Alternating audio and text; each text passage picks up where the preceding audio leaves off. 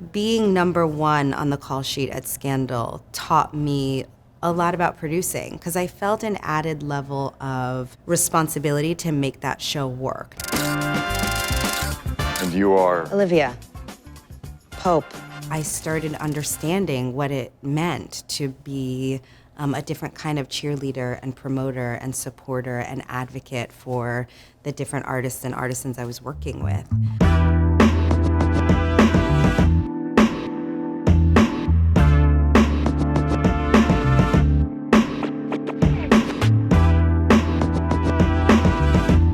I spent all those episodes standing in the front of a conference room saying, like, it's my name on that door, and being in charge of all of those people, even for pretend. I wanted to be able to have a voice and be a contributing factor to the success of the work that I was doing, because I was having that experience at Scandal, and I didn't want to let that go. I didn't want to silence myself or make myself small again. We all have parts that scare us, parts that we're afraid to admit. Have you really looked at yourself? Little Fires Everywhere is a best-selling novel by the acclaimed author and badass awesome lady, Celeste Ng. I play Mia Warren.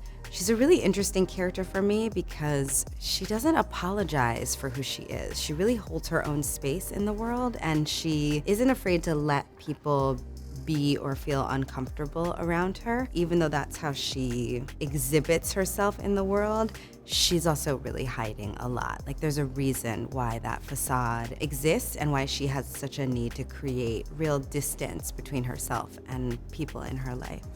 I've been meaning to hire someone for my house, just to do a little light cleaning, some laundry. You mean to be your maid? I meant more of a house helper.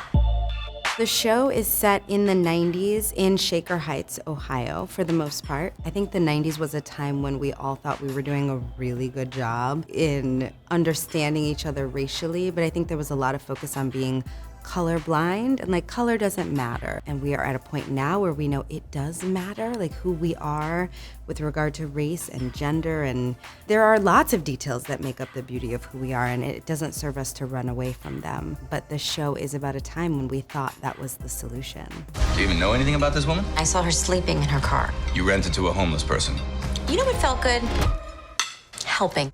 Mia is not specified as being African American. Her race is not actually specified in the novel. You have a sense that she is other, and that's very specific, that she's of a different socioeconomic class, that she lives kind of a less traditional life where she isn't afraid to break rules and be her own person. I think it added a great deal of complexity and detail to the character. And I'm really grateful to our writer's room. We had a massively diverse writer's room where we had lots of women of color, of all different colors, and we were really able to unpack what it would mean for Mia to be Black and how that would impact the story.